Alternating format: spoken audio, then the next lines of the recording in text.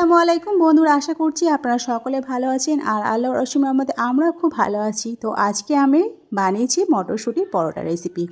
এত সুন্দর খেতে লাগে, এতটাই নরম, যদি দুদিন পর্যন্ত এই মটরশুঁটির পরোটা রাখা হয় সেই রকমই নরম থাকবে। আর শুধু খেতেও কিন্তু অনেক ভালো লাগে। আর এর সাথে কোনো রেসিপি থাকে তরকারির, তাতে কোনো কথাই নেই। তো চলো শুরু করা যাক আমি কেমনভাবে মটরশুঁটির পরোটা রেসিপি বানিয়েছি। কথা না বাড়িয়ে মূল রেসিপিতে চলে যায়। এখানে আমি মটরগুলো বার করে নিয়েছি। নেওয়ার পরে ভালোভাবে পরিষ্কার করে জল দিয়ে ধুয়ে নিয়েছি। আর এবারে এখানে কিছুটা ধনিয়া পাতা নিয়েছি, 3টে কাঁচা লঙ্কা আর 3 টুকরো আদার টুকরো নিয়েছি। মিক্সি গ্রাইন্ডার জারেতে দিয়ে অল্প একটু জল দিয়ে ভালোভাবে একটা পেস্ট বানিয়ে নিয়েছি। এবার একটা কড়াই নিয়ে নিচ্ছি, তাতে একটা ছাঁকুনিতে আমি এই মটরশুঁটির পেস্টটা দিয়ে দিলাম। দেওয়ার পরে খুব ভালোভাবে চেলে নিচ্ছি। আর অবশিষ্ট যে ছিবড়ে থাকবে সেই ছিবড়েগুলো আমি ফেলে দেবো। আমার ভিডিও যে যেখান থেকে পারছেন দেখছেন, দেশ বা বিদেশে বাইরে, তাদেরকে অসংখ্য অসংখ্য ধন্যবাদ আমার এই আজকের মটরশুঁটির পরোটা রেসিপিটা দেখার জন্য। তো এখানে আমি একটা গ্যাসের চুলাতে আমি একটু গরম করে নিচ্ছি, ততক্ষণে গরম হোক। আর এদিকে আমি 250 গ্রামের মতো ময়দা নিয়ে নিচ্ছি। তাতে আমি স্বাদ মতো লবণ দিয়ে দেব।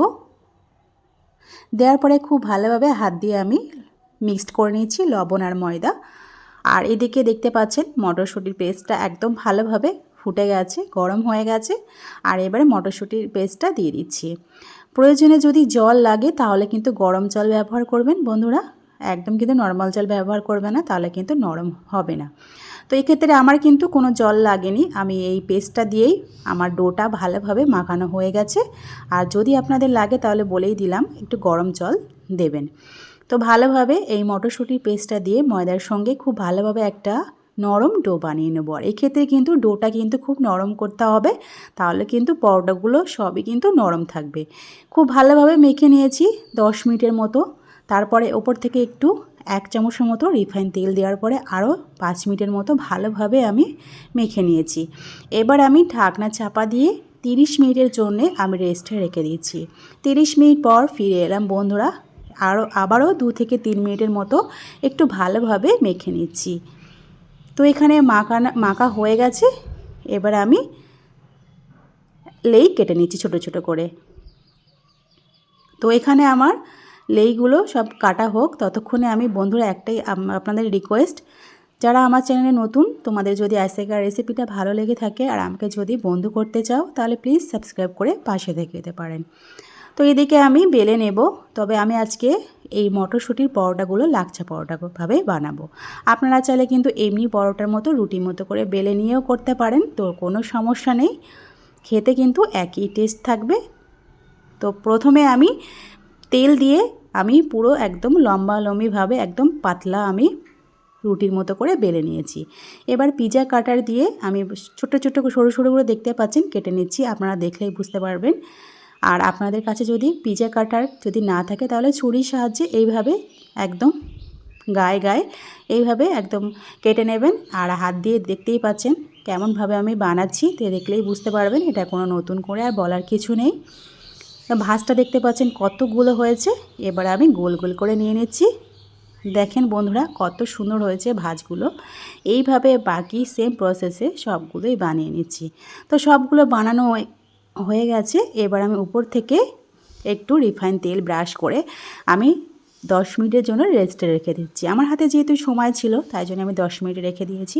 আপনারা চাইলে সাথে সাথেও করতে পারেন, তো কোনো অসুবিধা নেই। তো দেখতে পাচ্ছেন ভাঁজগুলো কত সুন্দর হয়েছে আর পরোটাগুলো কিন্তু এত সুন্দর লেয়ার হয়েছে যে বলে বোঝাতে পারবো না। প্রথমেই তো দেখেছিলেন কত সুন্দর লেয়ার পড়েছিল। এবার আমি ছোট করে রুটি আকারে করে বেলে নিচ্ছি, তবে বেশি বড় করব না। বেশি বড় করলে কিন্তু এই ভাঁজগুলো লাচ্ছা পরোটার ভাঁজগুলো আসবে না।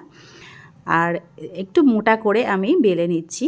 আর আলতো এতে তেল দিয়েই কিন্তু বেলছি, আপনারা কিন্তু তেল দিয়ে বেলার চেষ্টা করবেন, এখানে কোনো ময়দা গুঁড়ো না দিলেই ভালো। তো দেখতে পাচ্ছেন লেয়ারটা কত সুন্দরভাবে হয়েছে। এবার চলো ছেঁকে নিই। প্রথমে দিয়ে দিলাম, তারপর এক পিঠ হয়ে গেছে আর এক পিঠ উল্টে দিলাম। দেওয়ার পরে এখানে কিন্তু গ্যাসের ফ্লেমটা কিন্তু মিডিয়াম রাখতে হবে, নয়তো উপর থেকে পুড়ে যাবে আর ভিতরটা কিন্তু কাঁচা থাকবে আর ভালো লাগবে না খেতে। এবার উপর থেকে একটু তেল ব্রাশ করে দিলাম, রিফাইন তেল। এখানে কিন্তু তেলটাই কিন্তু খুবই অল্প লাগে, বেশিও লাগে না। এইভাবে এপিঠ ওপিঠ 2 পিঠই খুব ভালোভাবে মিডিয়াম আছে আমি ভালোভাবে ছেঁকে নিচ্ছি। আর এই পরোটাগুলো এত সুন্দর নরম, 2 দিন পর্যন্ত রেখে দিলেও কিন্তু সেই রকমই নরম থাকবে। আর শুধু মুখেও খেতে কিন্তু অনেক ভালো লাগে।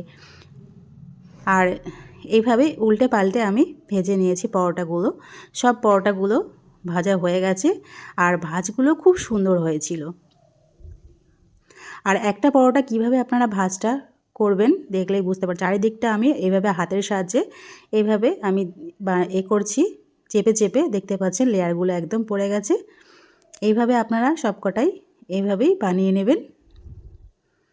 তো আজকের আমার মটরশুঁটির পরোটার রেসিপিগুলো কেমন লাগলো কমেন্টে কিন্তু জানাতে ভুলবেন না। লাইক করবেন, প্রয়োজনে শেয়ার করবেন বন্ধুদের কাছে। তো আজকে এই পর্যন্ত, আবার অন্য এক রেসিপি নিয়ে আপনাদের সঙ্গে হাজির হব। তো বন্ধুরা সুস্থ থাকবেন, ভালো থাকবেন। আজকে এই পর্যন্ত, খোদা হাফেজ।